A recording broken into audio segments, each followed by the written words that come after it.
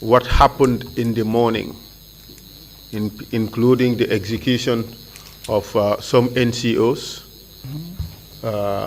and the subsequent execution of the officers at C4 Forest or thereabout. Okay. Thereafter, I would want to discuss your falling out with Jame and the AFPRC, your arrest, the reasons for it, who were the participants, what were the allegations. Thereafter, we would discuss your detention, Okay.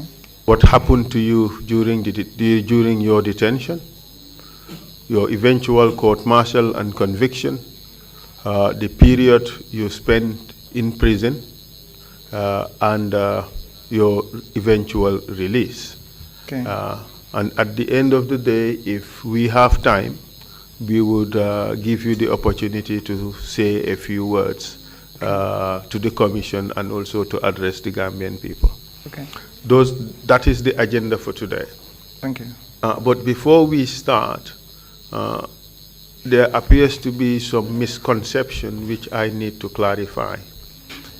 It's been suggested that you are given some use amnesty, quote unquote, in exchange for your testimony. May I first state that there is no such thing in law called used amnesty. What exists and what I mentioned yesterday is the concept of use immunity, and that was just some en passant. It was just said in explanation of a statement that you made. Okay.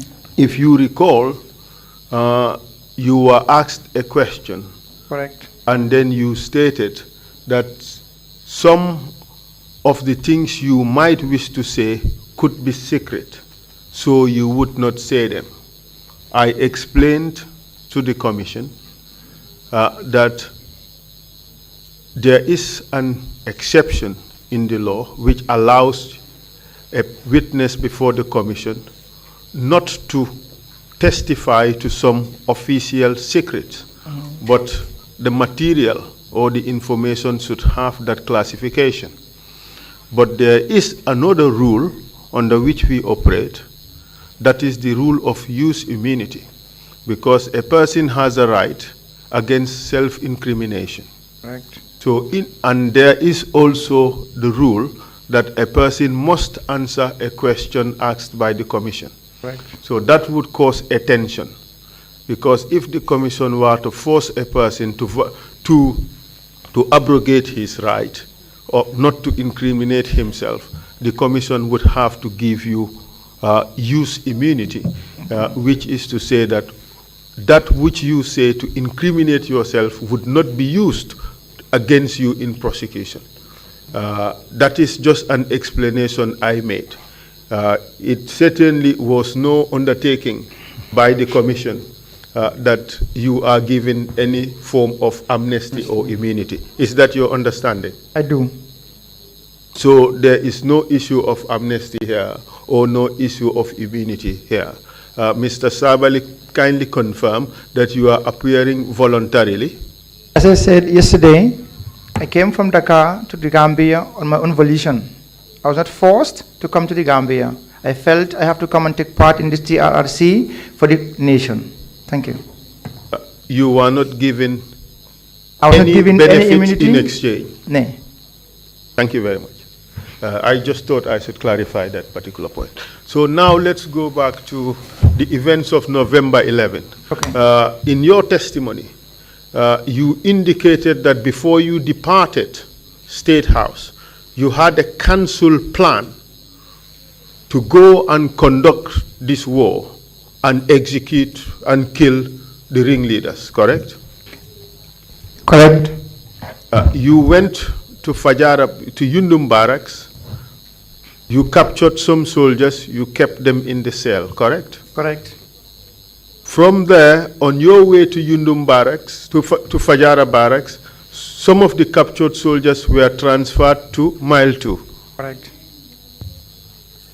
After capturing Fajara barracks, you brought the soldiers from mile 2 and paraded them at the field. Correct.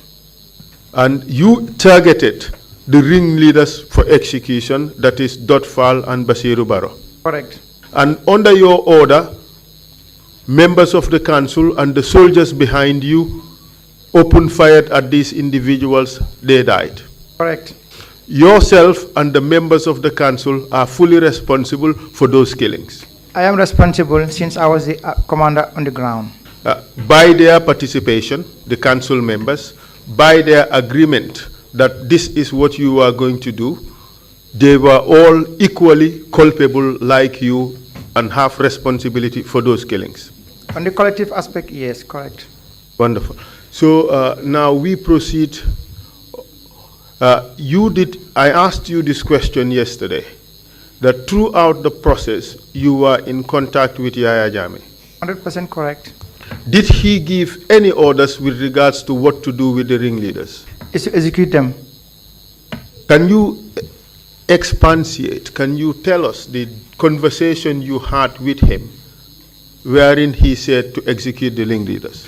This was the moment when we captured Barrow, Lieutenant Barrow, and we found in his map pocket this book on which their orders were written. And in this book, we found out how they were going to execute us, arrest us with our families, bodyguards, and transport us to the Brikama firing range and execute us. Then when I informed him about this information, he said immediately, we execute the ringleaders. Who said so? This is Yaya Jammeh, the chairman at the time. So let's get this correct. And let's, without any shadow of doubt, you telling us that when you informed Yaya Jammeh about the notebook you received, which indicated the plans Barrow had for you, Yaya Jammeh told you what? He told me clearly, we have to execute the ringleaders. And that is what you did? Exactly. So when you were killing Basiru Barrow and Dotfal at Fajara barracks, tell me if I am wrong. Okay. You did that on the basis of the agreement you had at State House before you left. You did it on the basis of the instructions Yaya Jammeh gave on the telephone, and you did it on the basis of your own agreement as members of the council who were present there and executed the act, correct? Correct. So there is no doubt that you, Sana Sabally, Yankuba Ture, Sadibu Haidara, Edward Singate, and Peter Singate were fully responsible for the execution of those soldiers at Fajara barracks. 2 officers. Correct. Yes.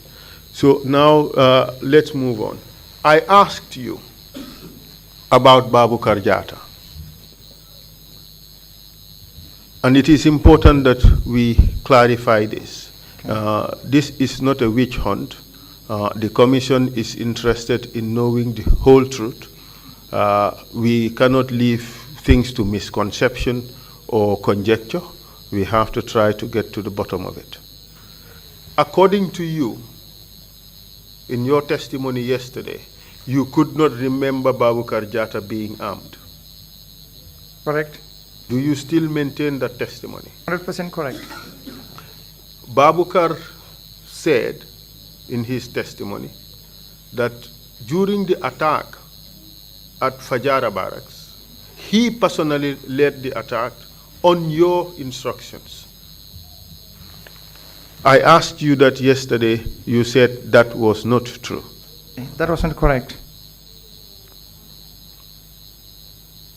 Why do you think the army commander would suggest that he commanded that operation when he did not? Maybe in his capacity as the army commander on the ground at the time, as I said yesterday, in an operation, we have different units that are on the move in advance. And probably is a possibility that where he was, at the flank where he was commanding those troops, as I was also in another different direction. According to Babu Karjata, he said he assigned the various responsibilities. Which group must do this, which group must do that, which group must do that, which group must do that. And that he assigned you responsibility to take over near the residential areas. Is that true or false? When we entered, it's false. When we entered Fajara Barracks through the back door, we had not fired until when we received fire from the machine guns. And that was the time we expanded in an extended line.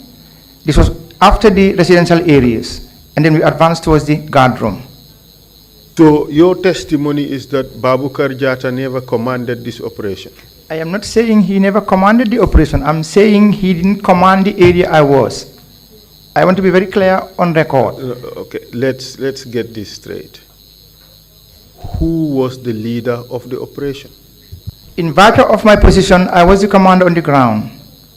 That is in virtue of your position. You know. That is a de jure issue. Correct. Now let's talk about the de facto situation. What actually obtained on the ground? Who commanded the operation? I was in command of the operation. So you cannot have two commanders of one operation? Of course you can. Okay, I am not a soldier. Okay. But it is certainly obvious that you cannot have two commanders of one operation. One person must be subordinate to the other. In an operation situation of that nature, you can even have up to 10 commanders on the ground. No, having commanders. Yeah. It depends on here what let me finish, Mr. Sabally. Please. You are the person there, so you are the only one who has knowledge of what happened. Before you deployed, did you tell Babukar Jata that he should lead the operation and command the operations and that all of you were behind him? Did you tell him that? Personally, I did not, because he was not armed. And this was a battle zone. That is your recollection, that he was not armed. But do you recall having that conversation with him? I did not. Do you recall subordinating yourself in that operation to anybody? No. As far as you recall, you were the leader of that operation. 100% correct. And what do you say to the suggestion? In fact, let me rephrase. Was there a time during that operation when you needed to make a call to Jame? From Fajara Barracks? Yes. No. Just as you were about to enter Fajara Barracks? No. You did not make a call to Jame. Do you know a person called Sisawa Fati? Sisawa Fati, yes. Was there any occasion when it was suggested that a call be placed to Jame and Babukar was so shaking that he could not even place the call? Do you recall that? Maybe in Yundum Barracks, but in Fajara Barracks, no. All right. And I will come to that later. I will explain this issue of this call. There was a communication failure. All right. But you're saying it was at Yundum and not Fajara? Not Fajara Barracks. Okay, good. So as far as you're concerned, did Babukar Jata play a major role in that attack in Fajara Barracks? As far as I'm concerned, since he was not armed, negative. But on the issue of being armed, he said he was armed. He had a pistol. Okay, that's what I'm saying. Personally, even me, I had two pistols under my uniform. But it's not easy to be seen, rather. That's right. But so let's not pin it on whether he had an arm or not. But as far as you're concerned, he did not play a major role in that attack. If he said he had, that's from his side. But as far as I'm concerned, as I said, it was an operation, and I would not send anybody who was not armed ready for battle in such a situation. So would it be grandstanding on his part for suggesting that he led the attack? Could you explain to me this grandstanding, the correct meaning, please? Could you enlighten me more? Is it just being braggadocious? He is trying to show off, put himself in a position that he certainly was not at the time. No, I don't know Babukar Jata with such attitudes. Definitely not. I would not lie about his attitude. So you think, therefore, then that would you be able to suggest what you think is a reason why he claimed something which you dispute? Certainly, I know maybe he must have controlled part of the flanks. This I can give the benefit of the doubt. He must have done that. And he could not have done that certainly without a weapon. Maybe. Since he said he was armed, of course, then he could do that. Okay. All right. When Babukar Jatta arrived, did he know that the ringleaders were to be killed? No. Why didn't he know that? Well, as I said, I called him to inform him about the situation, that he was going to be arrested if he doesn't leave his house within 2-3 minutes. And then I sent JCB Mendy and Dembo Jiwa as a driver to go and pick him. And then they picked him and brought him. Under the circumstances, there was confusion. It was a battle zone. And you don't have time to explain certain things. He left Yundum Barracks with you to Exactly. Fajara Barracks. Exactly. According to you guys, you fought the war, and the few hours war was over, you took over the barracks. Correct. Men were paraded and executed. Correct. These were soldiers under his command because he was commander of the GNA. Did he stop the operation? No. He let the operation continue and those soldiers were executed. I don't think in his position there he could have stopped anything, to be quite honest. No, the question is not whether he could have. The question is whether he did anything to stop it. No. Thank you very much. So then you left Yundum Barracks. Where did you go personally? To Fajara Barracks. From Fajara Barracks, Yes, from Fajara Barracks after executing Dotfal. I went to the and radio Barrow. station, Radio Gambia. It was before 7 o'clock, and I relayed a news on Radio Gambia, explaining the circumstances, what had happened the previous night. And what explanation did you give? I gave to the nation that there was a coup attempt, and then we have foiled the coup, and some soldiers have died.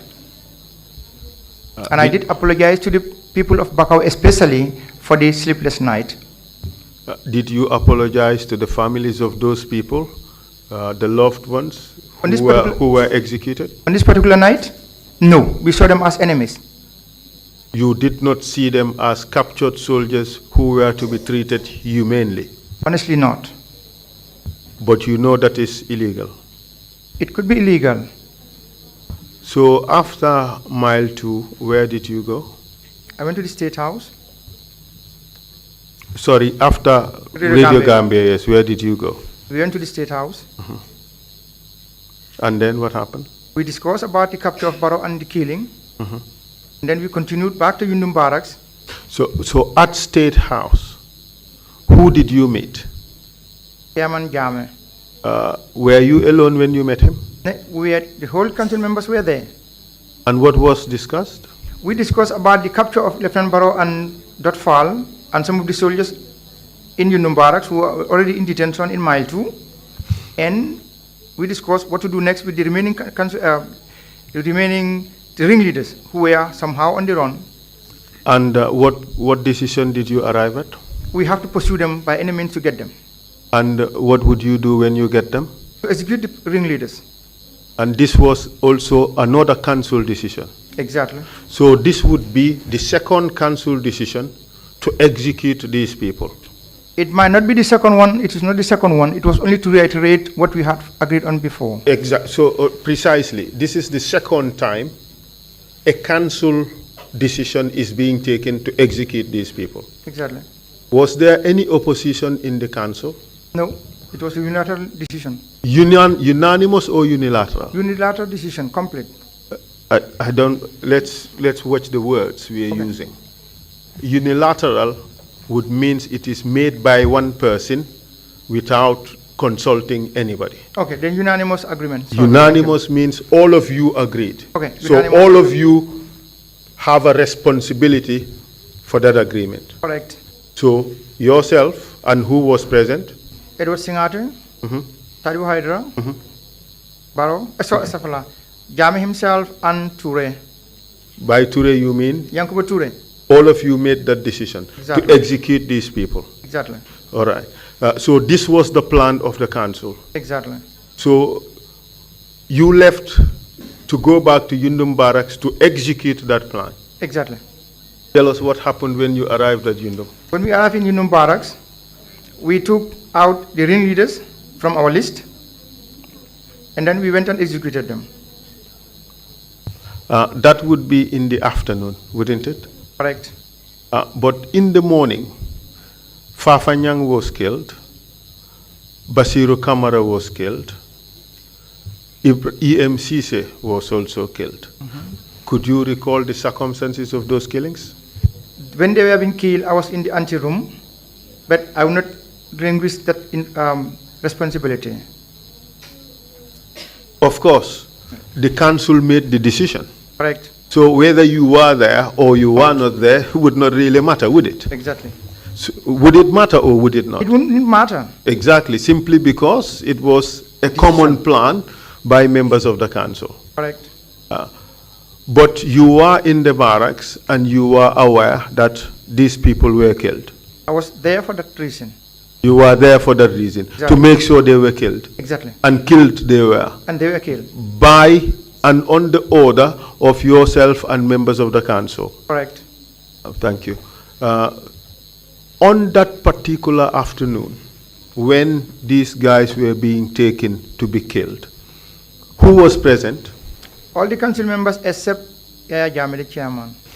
That means to say, Aisana B. Sabally, yes, Yankuba Toure, Edward Singate, Sadibu Hydra. and Peter Singate, was he Singate. present? Babu Karjata, was he present? Abukar was present, exactly. So all the men were taken from the cells, and tell us the process from the cells to the execution place. They were taken from the cells and then loaded into a Land Rover, and then we drove to C4 area. And Yes, that's where proceed. we executed them. Would you recall who was executed? Actually, I think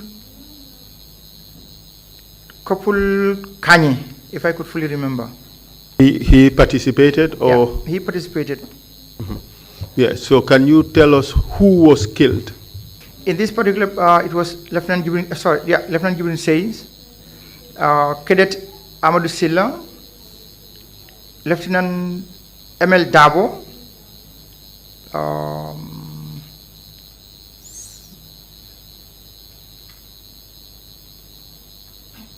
I think Dromi across. Bakari Mane, Genau, Nyancho, Bakar Mane, Abdullahi Ba, Blaiba, a chopping, genau, correct. and who else is it, Judge? There were 6. Buba Jame, Uba, I didn't know him before. I couldn't remember exactly. Lieutenant Buba Jame from the Gendarmerie. Yeah, that's what I'm saying. I didn't know him before. I cannot recall exactly if he was there. But Yes, since he was killed, yeah. He was there. Okay. What do you say to the suggestion that these people were killed simply because they tried to provoke the council members? Provocation? No. A coup can never be provocation. Okay. Especially where live ammunition is taken. Exactly. No. When you took them to the firing range, okay, before you left, there was a meeting in the anteroom, correct? Correct. And in the anteroom, it was decided that these people should also be executed. Correct. And Babu Karjata and Lamin Marong were present in that meeting. No, I can't remember that. The day before, of course, when we went to talk to them, yes. No, this is at the anteroom. Let me read out from the statement of Momodou Marong, Okay. who became captain and later commanding officer of Yundum Barracks. Barracks, okay. This is what he has to say in paragraph 108 of his statement. Looking at the very short time Sub-Lieutenant Singate spent in the signals room, I did not believe that he talked to the AFPRC chairman about permission to have the officers killed. I believe he went in the signals room to get the telephone wires that he would later use to tie the hands of the officers that would be killed. Nevertheless, I knew Chairman Jame was a brutal person and who would not object to the killing of the officers. Second Lieutenant Singate looked at me. He pointed at me with his right forefinger and he said, "You are not part of it." Most probably because I disagreed with the killing of the officers. It was a compliment because I had no interest in being a spectator to a deliberate deprivation of human life. It was unethical. As at that time, the decision to kill and to participate in any killing was voluntary. The army commander did not say a word during the meeting. He did not support my motion to save the lives of the innocent officers.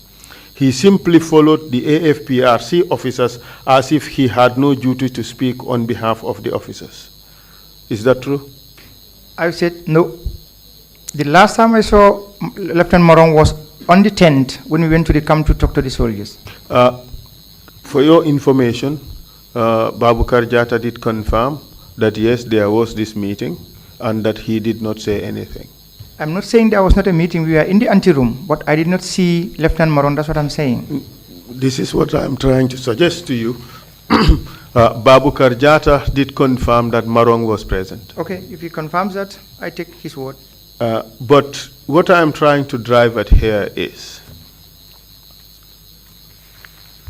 while you were at the anteroom and you made this decision again that you are going to execute these people, this would be the third decision or the second confirmation of the first decision. Did Babukar Jata say anything? Did he stop it? No, he didn't stop anything. He did not say anything. No, he didn't say anything. It was voluntary to go and be present or participate in this issue. That he could answer himself correctly. No, you are the head of the operation. Did correct. you compel anybody to follow you and participate in that? No, if there is any if I had compelled him to come, was the only time I called him to save his life. So you did not compel him to join you to No. go to the forest? No. So he went along voluntarily? It's possible. Knowing fully well that these people are going to be executed? 100% correct. So when you arrive at the place of execution, did Babukar Jata say anything? No. Did he tell you to stop it? No. Did he tell you that it was illegal? No. Did he say he was not going to be part of this? No. And the boys were paraded Exactly. and executed. Correct. Who gave the command for the execution? I, Sabally. And your council members, did they participate in the execution? Everybody participated in the execution. Yankuba Ture, Yes, correct. Sanabi Sabally, Correct. Edward Singate, Correct. Peter Singate, Correct. Sadibu Haidara. Correct. All of you participated All in the of us. execution. All of What would you say to the suggestion that Yankuba Ture was not there? I would say it is a lie. So, after the execution of these men, what did you do with the bodies? We took them back into the vehicles and drove back to Yundum Barracks. Who made the decision to take them back to Yundum Barracks? I made the decision.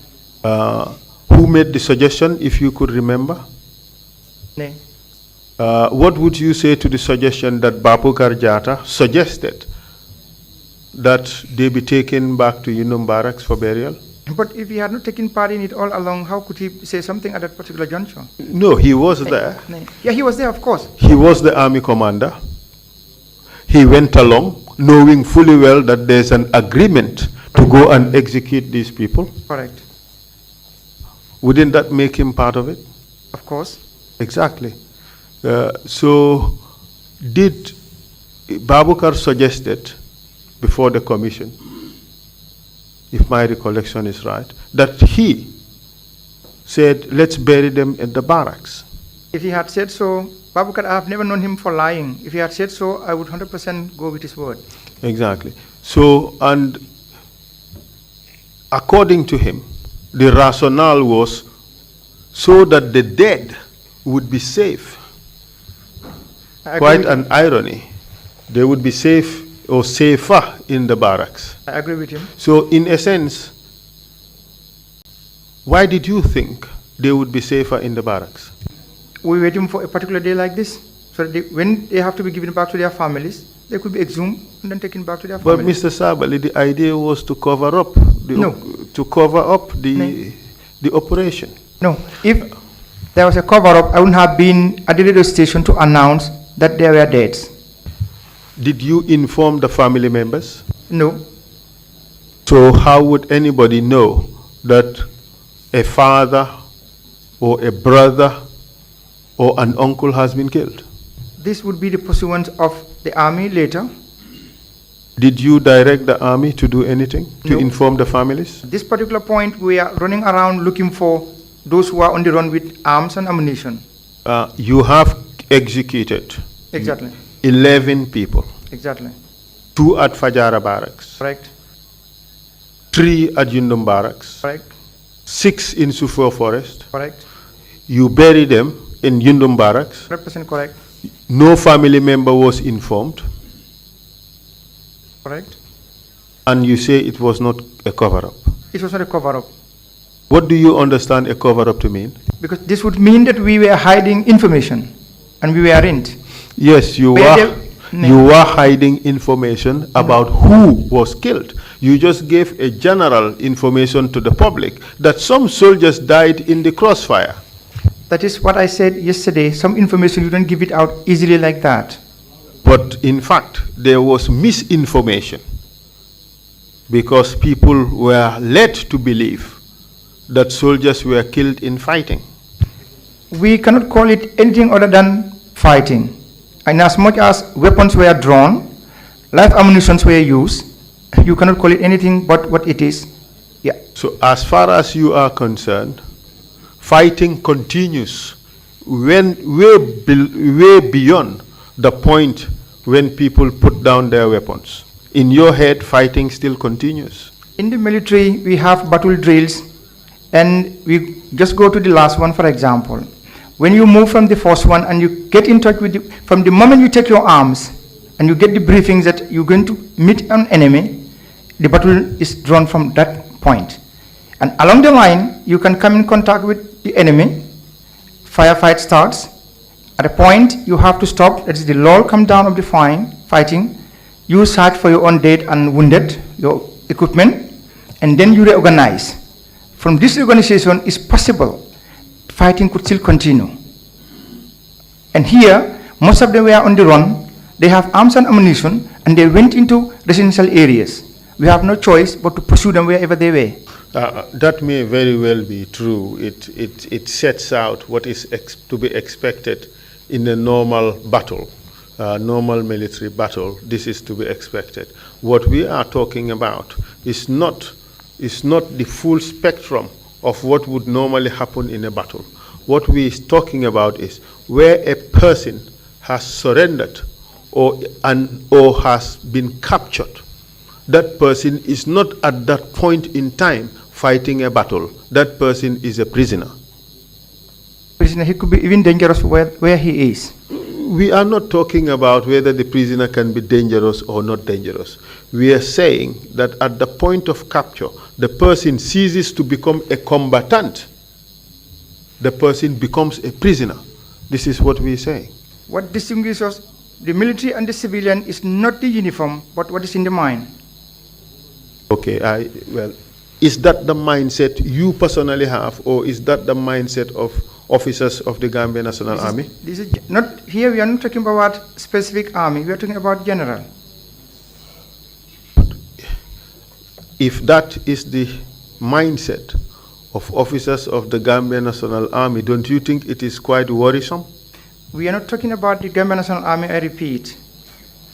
The Gambia National Army is a professional army.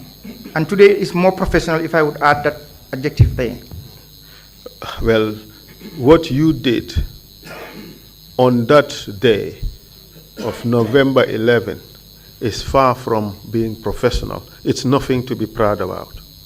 I am not here to defend anything or to give excuses of what had happened. I understand lives were lost, but here I am asking that. No, lives were not lost. People were murdered. If you say so, yes.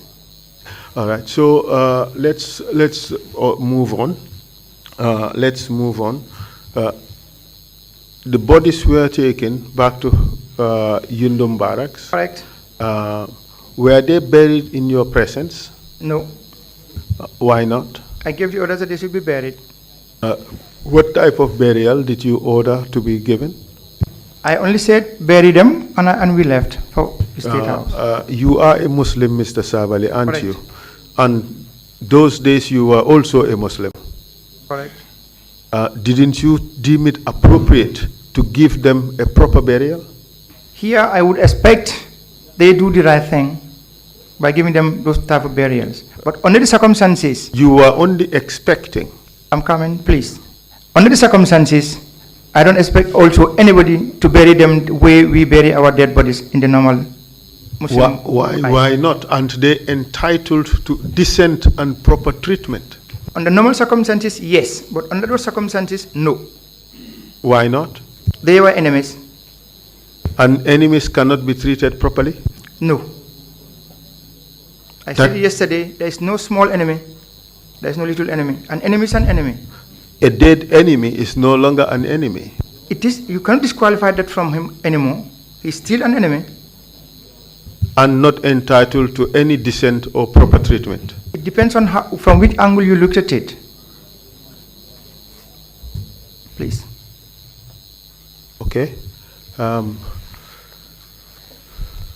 So, after the burial, where did you go? I went back to State House. Who did you go with? We went with the council members together. And to who did you go? Okay, before that, I want to explain something that we have missed. Please go ahead. Whilst we were in the guard room, some soldiers were arrested, and Lance Corporal Kebe was arrested and brought in the guard room. And there he sat down, and I was asking him, because like I said yesterday, there were two Lance Corporal Kebes in the army at the time, Lance Corporal Alaji Kebe and Lance Corporal Amadou Kebe. So, when they brought Lance Corporal Alaji Kebe, I was talking to him, asking him exactly if he was involved in the coup that has already been foiled. And all of a sudden, Edward Singate, pulled his pistol, bang, he fired at his right, if I'm correct, his right thigh. Was it accidental? No, that was not accidental. It was deliberate. Right, correct. And immediately I saw he was bleeding. In fact, I nearly shot at Edward back. Why? Yeah, because it's human, it's instinctive. It just came like that. Because I was talking, this is the person I was talking to directly. You believed it was what? Correct, what he did? Or was it wrong? It was wrong at this particular point in time. I was talking to this particular person, trying to find out the information. Whether he was part of the coup or not. And then the shot came, bang. Did you feel offended because you were questioning the person? It's not feeling offended because I was questioning the person, because I felt he should have waited until we established the correct information that he was part of it or he was not part of it.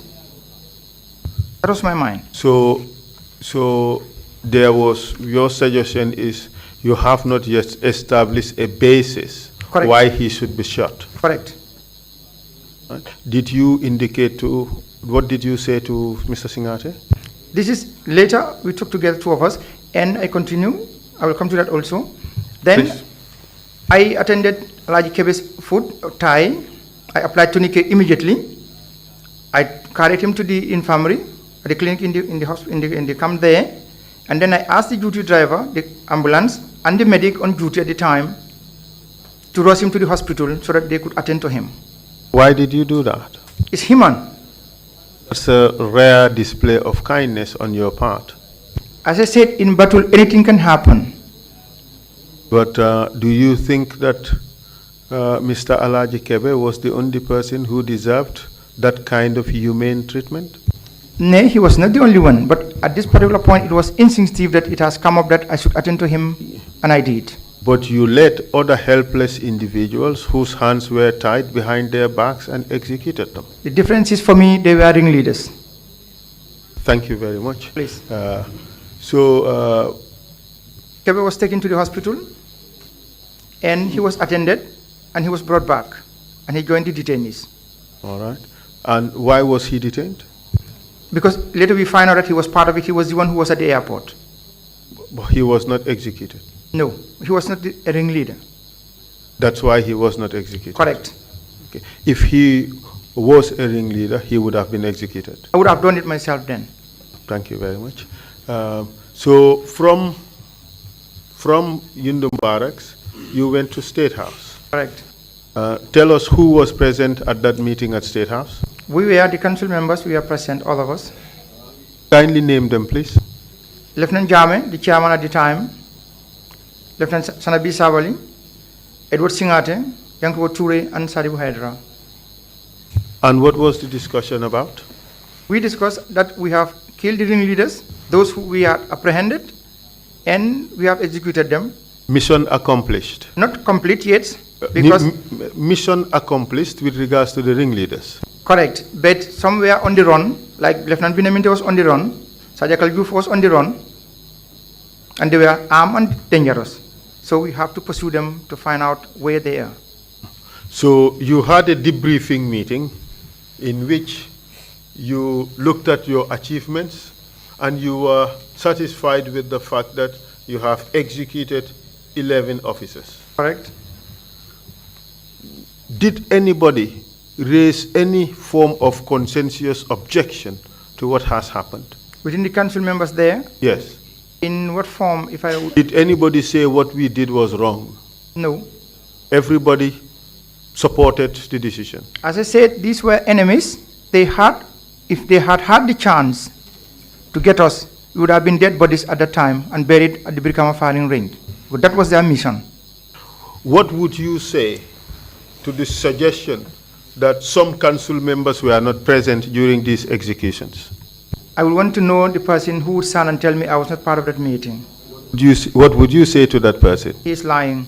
Thank you very much. So now that concludes our discussion of November 11. Now let's move on to your time. Mm-hmm. Did I go past the time? Oh, okay. All right. What time is it? Okay, 10. Okay. Okay. So now let's move on to post-November 11. Okay.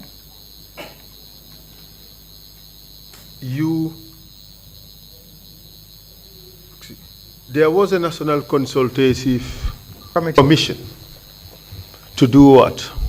This NCC was established to sensitize the public or to ask for information from the public as to how long they would want the council or the Armed Forces Professional Council government to stay in power before we could hand over to civilian rule.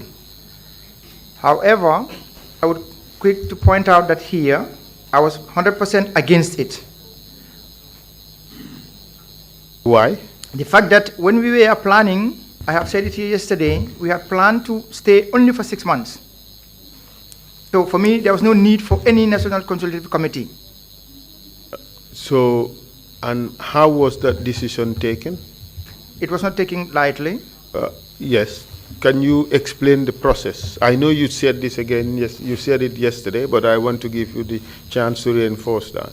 In the meeting where we discussed about it, to form this NCC, as I said, I gave my word clearly. We had sworn into the Quran and the Bible that we would stay in power only for 6 months and then bring in a civilian government. Even if it was going to be at this point a caretaker government, this is what we are supposed to do. And then it went on, we discussed, we didn't come to agree that it has to be formed. And I was one, and then we formed the National Consultative Committee, and then they started their job. Along a line, I think they were in Kaur or Kuntaur, I cannot remember exactly. But if Captain Bojang, Mudu Bojang, who was the commissioner at the time in MID, he could attest to that. I got information that he was interfering in the way of the NCC, how they were working, or from the other end, the way the public was giving their views that we should go back to barracks immediately. And then I called him, I told him, stay out of it, let them decide what time we have to stay in power. Mr. Sabally, I just beg your pardon. I have to take you back to November 11 just on one important point of clarification. Okay. Like I said, people have been adversely mentioned. It is only fair that we elicit evidence which would put the matter to rest, Okay. which would show clearly whether some of the things we heard are true or they're false. False, correct. We've discussed Babu Karjata extensively, but we have received information that Mamadou Baji, who is currently the National Security Advisor, we've received information that he was present at Yundum Barracks or at Fajara Barracks. What is your take on that? I was going to come to that when we started giving out the commissioner positions. Captain Mojubadi was never near the combos, let alone at the Fajara Barracks or Yundum Barracks. It is totally false, completely. Thank you very much. At the forest, which of your orderlies were present? Here, I wouldn't be able to say exactly who. As I said yesterday, the orderlies were changing duties every 2 days. Did you have? I believe it might be JCB Mendy, or both of them, Njai and JCB together, or only JCB is a possibility. Did you, as far as you can recall, give anybody or any of your orderlies clearance to go home that day because of an injury? It's maybe JCB or Zakaria Dabo. I cannot remember exactly, but it's possible. We have received evidence Okay. that Njai Ponkal was injured in the hand. Okay. And he did not go to the execution at the forest. True or false? If he said he was injured and he had permission, it could be possible. It's true. So the only thing you say is it can be possible, but you can't remember. I can't remember. If he said he was not there, I take his word. Well, we cannot go with that. But anyway, we will not bother you too much with the issue. If you know for certain he was not there, you say it. If you don't know, tell us you don't know. I don't know. You don't know. Okay. So then let's now go back to the issue of the NCC. It was just important that we clarify these two things because it's important that people are treated fairly, they are treated properly, so that at least we get the relevant evidence from eyewitnesses and be able to make a decision one way or another. So now let's proceed with the issue of the NCC. You were telling us about the activities of Mamadou Bojang. Exactly. And there I told him clearly, hands off completely from this issue, let the NCC do their job. Among the council, were you all in the same wavelength with regards to the future of the AFPRC? Actually, during the preparation and planning concerning the time of stay in power, we had all agreed at that particular point that we stay for 6 months. And after the 6 months, we would make a bargain or we would talk with the government to come in so that we go on abroad for further studies. As at December or say early January 1995, was that position still popular amongst members of the council? No, it was only by me and Sadibu Hydra. How about the others? What was their position? I couldn't tell exactly, but they were not welcoming for us to stay only for 6 months. And what was their proposition? It was going to continue. So they wanted to perpetuate themselves. They wanted to remain in power. Yes. That's That would be correct. That's your testimony. Correct. All right. Can you tell us what happened around 26th of January, 1994? Right. On the 26th of January, I think it would be around 2, 3 in the afternoon before closing, shortly before closing. I had migraine, and I called the doctor from Sukuta, Dr. Asan, and he came and checked me, and he said, you have to go home and rest. You are not resting.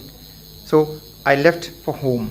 And later, Akibai, who was my permanent secretary, he brought me the NCC draft report, which was submitted on that day.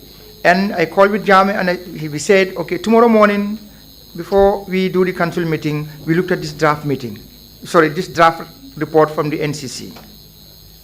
And then the next morning when I come, I was already arrested and in mile 2. Let's talk about the process of your arrest, because that one too is important for the commission. Okay, sorry, on that Thursday, before I left for home, I had a delegation that was Baba Job, Jabate of the police, for the body of the police. Which Jabate? I think later he would become a minister, I think. I don't know his name actually, or his nickname, but I know he was Jabate from the police. What was his profession apart from being police? I think he would have been in the CID. I can't tell exactly, but he was more close to investigations and with to the NIA at the time, or yeah, I can't tell exactly. I don't want to lie about that. Which ministry did he head? Ultimately, you said he became a minister. I think he became a minister. It's just trying to give out the exact person I wanted to say he was. Which ministry did he serve then? I think maybe Minister of Justice, if I'm right. So that would be Baba Dinding? I don't know his real name. Lamin Jabate? I don't know his real name, to be quite honest. Okay. He worked with who? Who did he work with closely at the time? In this meeting, he came with... No, the question is, who did he work with most closely as at the time you had that interaction with him? This was the NIA at the time. Which personality in the NIA did he work with closely? These were the information, that intelligence unit that brings information to the State House.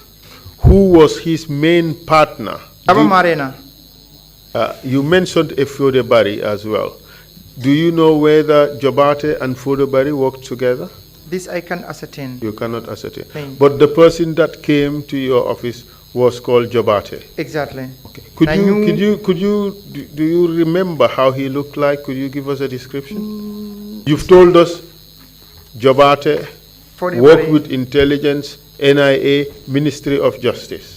Those are the 4. These are my recollections to try to pinpoint exactly the person I'm referring to. Okay. I may be 100% wrong on that side, but do you know from where about this country he hailed from? No. Okay. Good. I can tell. All right. I don't know him much. We can go with that. Meeting. We can go with that, with what you've given us. That is enough to be able to identify the person. You don't know the name, so you can't confirm or deny my proposition. So, you said Jabate and Fodebari came. Did they come with anybody else? Baba Job. Baba Job. And Sol Ndao. Sol Ndao, yes. Exactly. And in this meeting, it was Baba Job and Sol Ndao who said, or they were making a proposal that we establish the 22nd July Youth Movement. And I told them clearly, I'm not against the formation of this 22nd July movement, but my time was up to leave the council because my 6-month term was already there.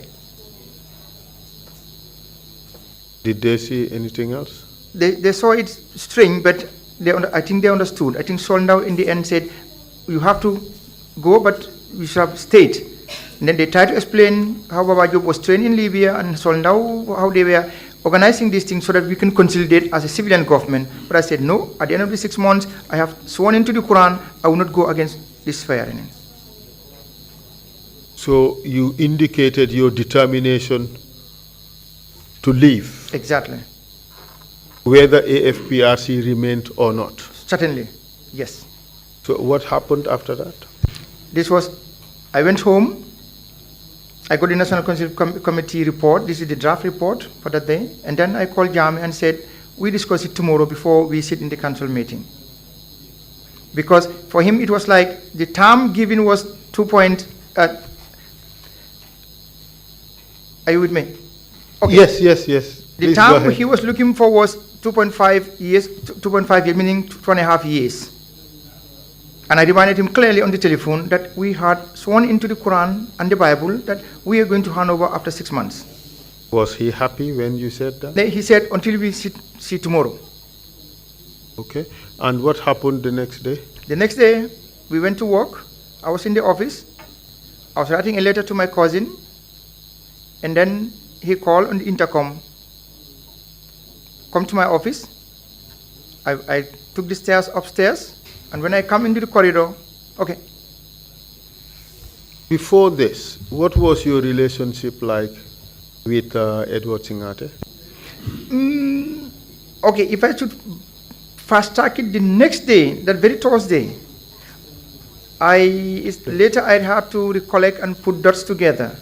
Then I knew, that was. What did you know when you connected the dots together? Because he came that evening, in the morning, he said, we have to hand over the weapons because the civilians are afraid of these weapons in the State House. And of course, we are dealing with civilians.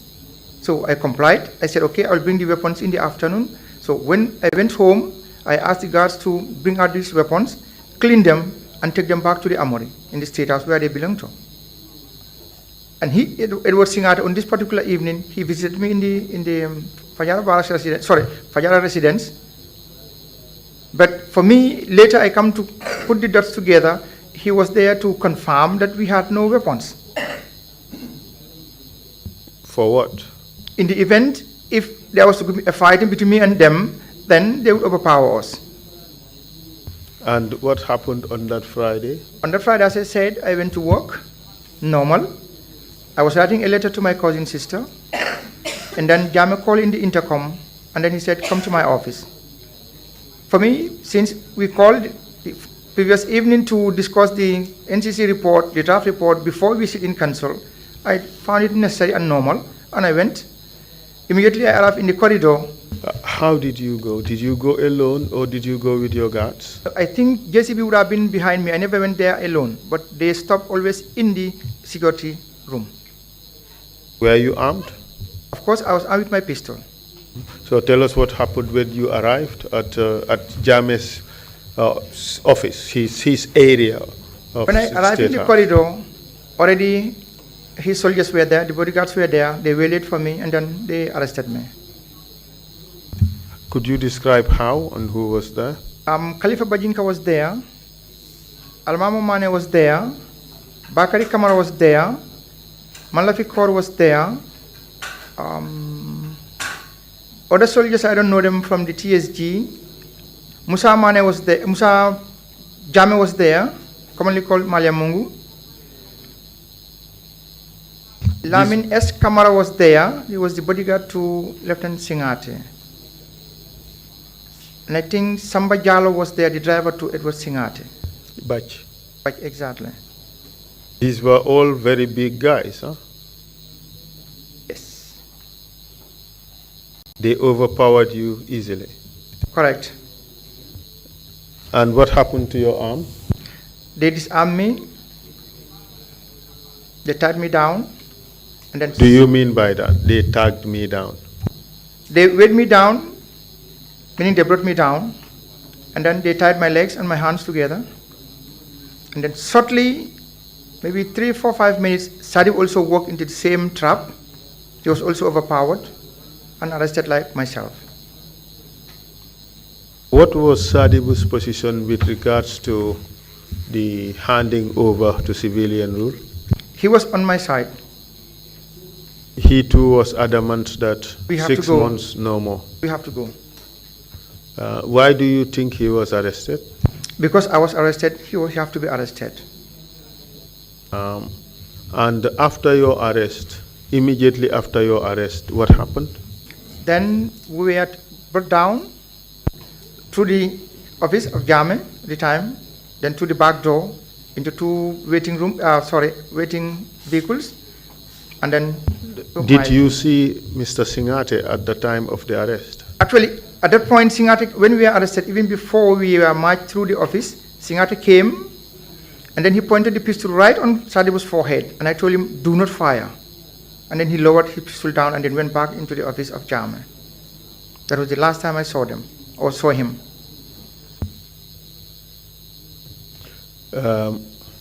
Did you enter Jame's office at all? Yeah, before the arrest, no. But when we were being marched to the vehicles, yes, because they forced us through the back door. Did you have a word with him? I didn't even see him. So, after you were marched through Jame's office, where were you taken? We were taken into a waiting vehicle, and then 2 miles to prison. Did you hear the government announcement as to what happened? This would come on a Monday. I was later Yeah. told. I didn't hear it, but I was later told What were you told? that I entered Jame's office and found him sitting down, and I pointed my pistol to him and I said, "This is your end." And then I was frozen like a mummy, and then he came, disarmed me, tied me down, and then that was ended for him. Can you describe what you mean, frozen like a mummy? Yeah. Did he have a magic wand and say, "Sana bairo Sabally, freeze," and suddenly you are frozen? Yeah, I would think so. Yeah, I don't know why he said so, but for me, this was going to come in the later years. For me, it was like he was establishing that he's invincible, that nobody can do anything to him, and then that was the beginning of his power. So he suggested to people that he had supernatural powers. Exactly. He could freeze people when he wanted. Yeah. And then you think that was a lie. Sorry? That was a lie. A big fat one. So kindly tell us about your time in detention. For how long were you in detention before you were tried? I was in detention from that January on the 27th, that Friday, until in August, I think, they arraigned me before a court martial, and 33 charges were brought forward, and the court martial started, and it went on until on the 22nd of December, when I was convicted for 9 years. Who prosecuted you? Justice Michael Felix Kilate. Sorry, he was the president, he was the judge of the court martial. The prosecutor was Akamba. Where from? From Ghana. Was he alone? I think, I don't know this person, but it was a Gambian who was with him as a legal secretary, I think. I don't know him. Was it me? I think I recognize your face, but I cannot confirm. But I think so. Yeah. No, it wasn't me. Okay. I was doing masters at the time. Okay. At the University of the West Indies. Okay. So it couldn't have been me. Yes. So I raised that question because it suggested that I prosecuted you, but No. it wasn't me. Okay. If you said so, no. Yes. So you were prosecuted. Exactly. And you are convicted. Right. Did they call any witnesses against you? Actually, they call witnesses. As I said yesterday, these issues of my bodyguards harassing people were part of those 33 charges that were levied on me. But all of them were thrown out of the window. However, one would expect the treason charge to stand 100%. It also didn't stand, maybe 20% forced onto me. And they brought in my wife and my twin brother, 3 charges, so to say, on the basis. Yeah. I don't understand.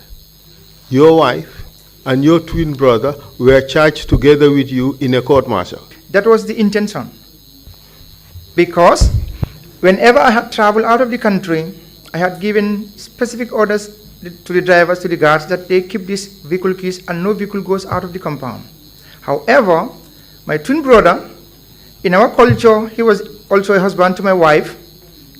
Later I come to know, after the court martial, or during the court martial, when the charge sheet came out, that Seni used to go to my bedroom and pick the keys from my wife. And then he used to go to Gambia College with this government vehicle, without a driving license. And these 3 charge sheets were on that. I understand that.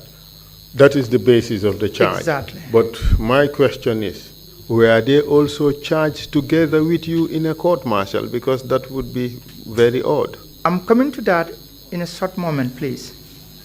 Proceed, please. And then when these charge sheets were read, and I was asked to plead guilty or not guilty, I pleaded for the first time not guilty. My understanding was that I never knew anything about it. And then we had a break, tea break. We were at the tea break, and Felix Michael later said to me outright, "Hi, my brother, you are a soldier. These charge sheets are going to be brought on you, on your twin brother and your wife. They will be convicted, and you will not be released. So the better you soldier it, you are a soldier. You can take that." And then we resume. He read the charges again. Akamba went flat on the ground that no. He take the verdict that I said I was not guilty, and he will prosecute me along that line. Akamba said I overruled. Who overruled? Sorry, Justice Felix Michael Latte. He overruled, and he read the charges again, and I pleaded guilty. And then what happened after that? At the end, they gave me, the first charge was 2 years, the second was 3 years, and the fourth one was 4 years. Your investigation, who conducted it? The military police. And where was it conducted? In the prisons. First, we were taken to the army headquarters and told I am going to go to the court martial. But the investigation team was Sergeant Jassy from the military police at the time. And I will come back to a little bit, if you allow me. When I got arrested on Friday, all my bodyguards and bodyguards of Sadibu Hydra were never arrested.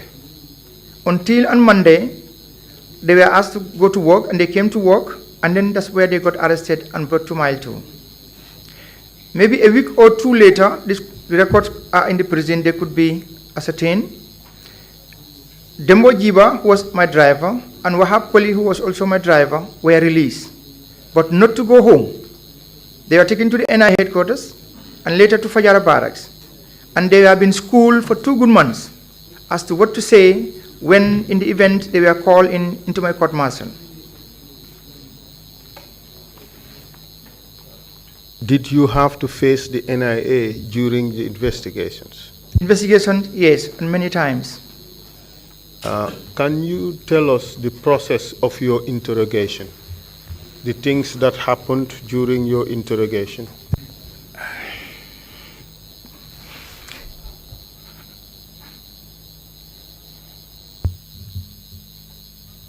I'm sorry. Take your time.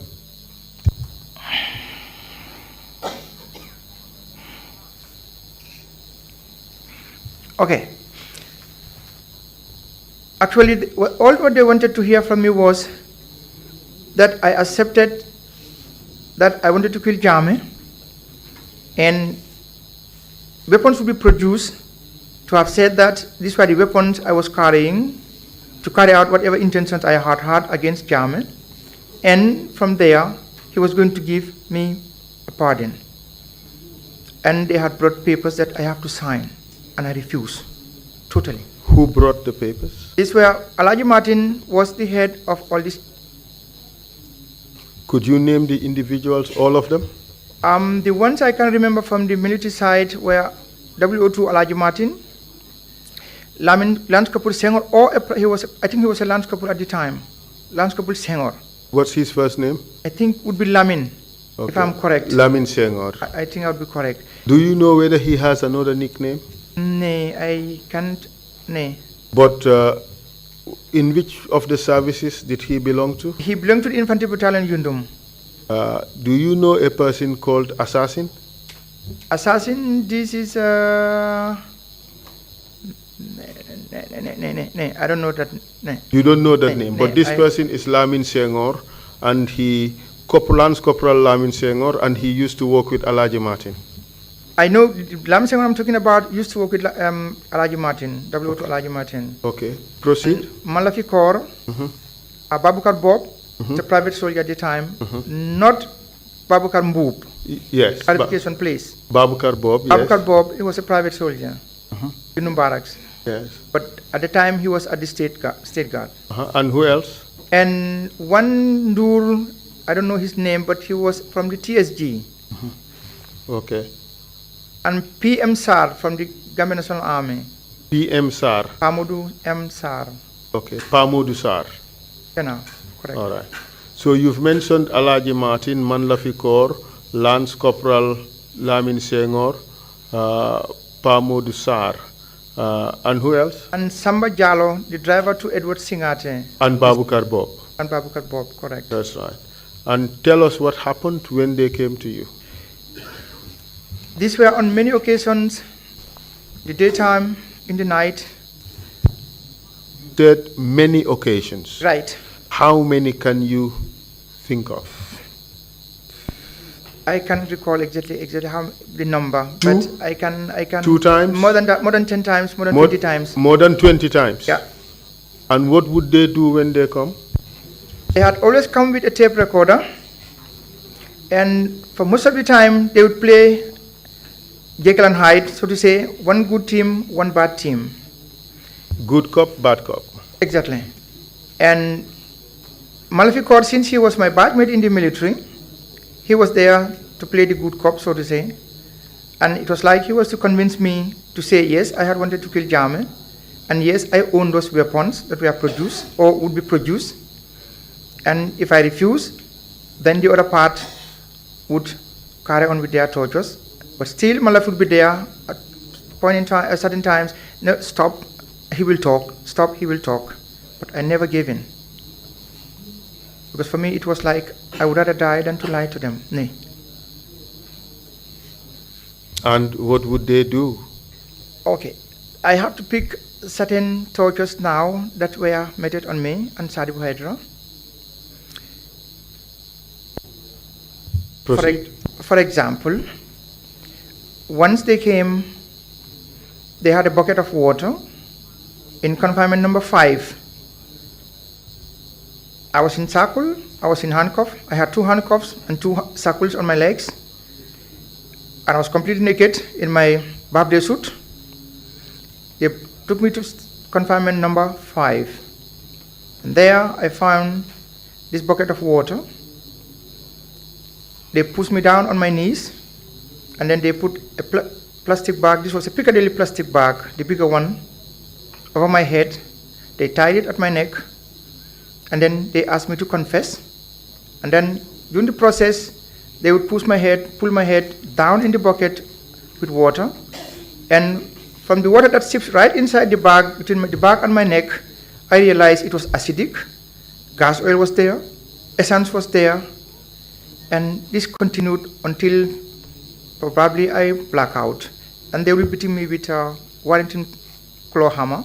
This was in the hands of Malafi Kaur. Who was involved in that process? The people I just mentioned, Alaji Martin, he was always the commander of this team. Lamin Senghor. What would you call that team? The torture team. So your testimony is that Alaji Martin was the head of the torture team. Every day they came, he was the head. Every day they had come to me. Proceed, please. And who else? And Malafi Kaur, this Ndur I talked about, I don't know his first name, but he was from the TSG. PM Sar, Samba Jallo, but Samba Jallo came very few times. Yeah. And later I come to understand, whenever Samba was there, it was somewhere within the prison yard. But this I cannot ascertain. Who else? You mentioned Samba Diallo, Exactly. Man Lafikor, Malafikor, Alaji Martin. Elijah Martin, Who else? this Lance couple, Lamin Senghor. He was there always. Always, he was He there. was always. also a constant. Constant, he was always there. These over 20 instances of torture, he was always present. Always there. Alaji Martin, these 20 instances of torture, he was always present. Always present. With the case of Pamudu M. Sar, he had never tortured me directly, but he was always standing at the door. Okay, proceed, please. Okay. And another time, they came, this was early in the morning. How do I know it was early in the morning? It was that in the prisons at the back, these are swamp, mangrove swamps, there are birds. When they sing, we know exactly it was prayer time in the morning. And they came, they opened my cell, they said it was time to go for washing. And then they took me across, out of the prison, across to the beach side. And it was dipping me inside the water until I felt drowned. They pulled me out. Again, this continued until I think I swooned. I fainted. But along all these tortures, I came to understand whenever I went blackout, they were afraid. And then I also started playing along that line. But not immediately when they started the tortures, I gave in, but I played the dead somehow. And it had helped somehow. You have mentioned two types of torture. Exactly. The first is they'll put a Piccadilly plastic bag over your head and dip it in some liquid in a bucket. Exactly. That happened until you fainted. It ended. Then the next time they take you to the beach. Exactly. And dip your head in the water, in the sea. Exactly. Until you fainted. Exactly. And what else? And another time, I don't know exactly where this was, but they came, put a hood on my head, on our eyes, me and Sadibu, and then they took us out in a vehicle. Where they drove, I can tell, but later I found myself inside a shipping container. It was so hot that I thought we were in hell. And we were always completely naked as a needle. You mentioned that in the first instance of torture, somebody had a hammer. This is Malavikor. And was that hammer used at all? Each time he came with this hammer, I thought it was only for me. He had no spot where he would have beaten me with this hammer or knocked me with this hammer. I don't understand. I said there's no part on my body where he had not used this hammer on my body. Is what I wanted to say. So they hit you with this hammer Completely. all over your body? Completely. Throughout this period of tortures, did you cry? Yeah, I cried until I think I lost all my tears out. Did anybody try to stop this? Alaji No. Martin, did he try to stop this? As I said, the only time they would have a break or a stop is when in the end, as I said, I pretended to have gone blackout, and then they would drag me back into the cells if it were within the premise of the prison yard. Could you tell us any other form of torture that they used on you?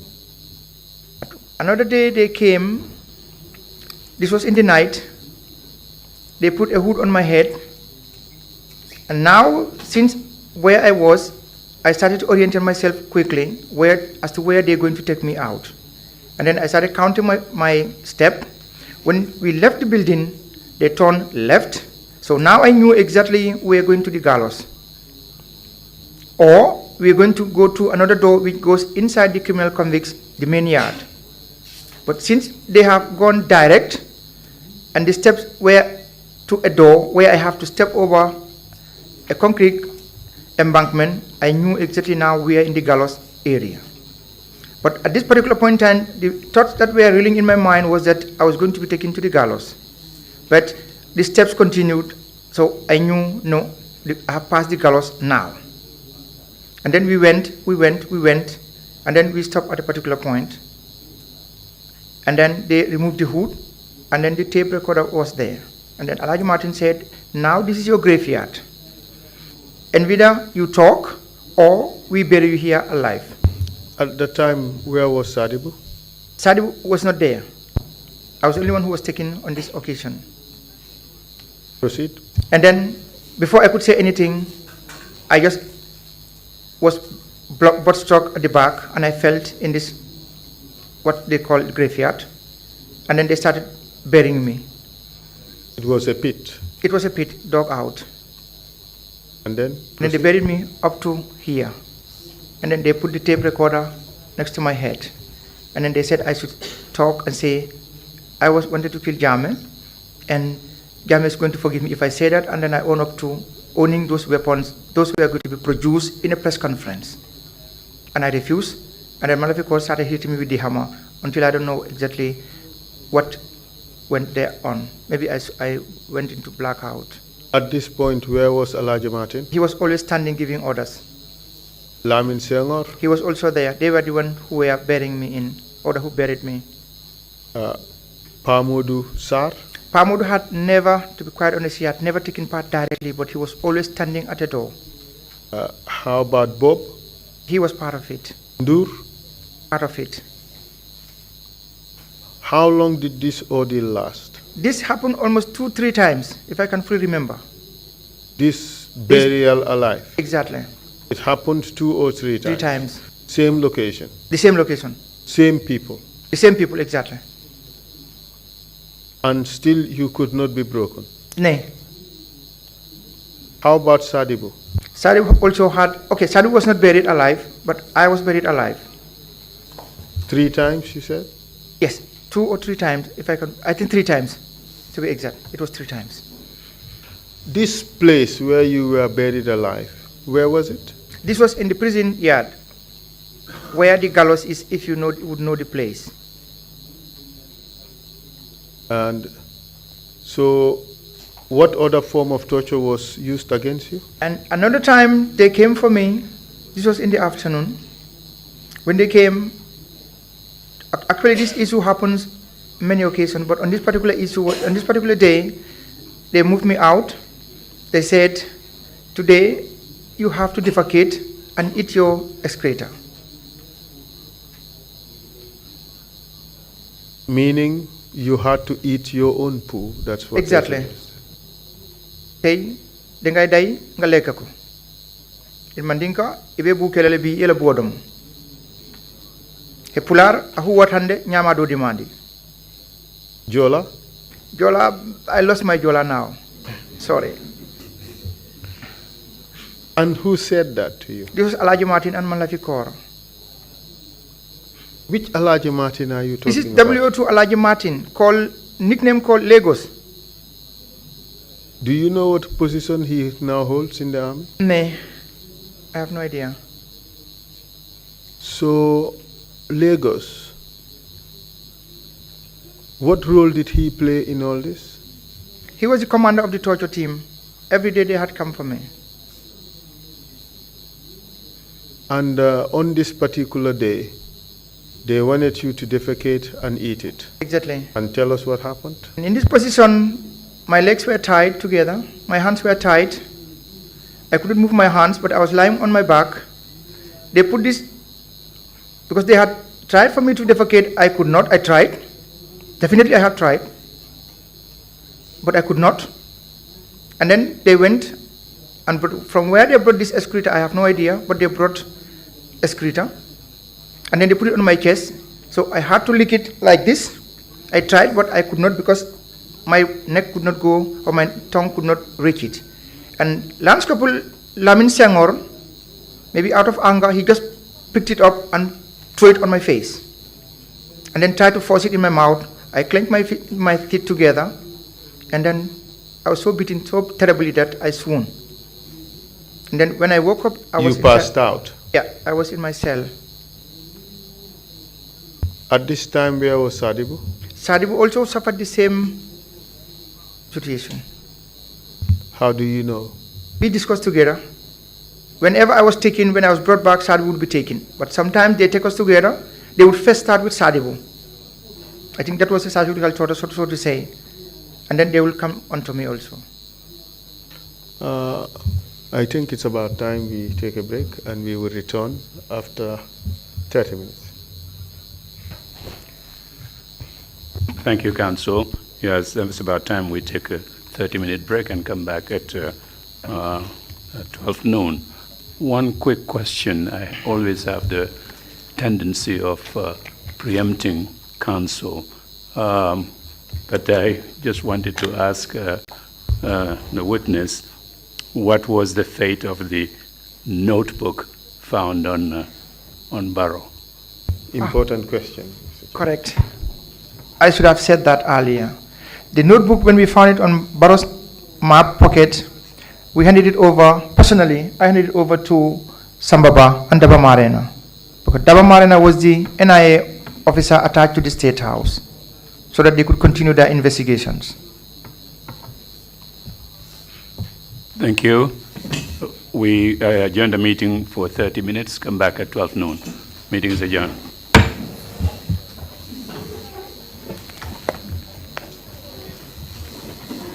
Wow.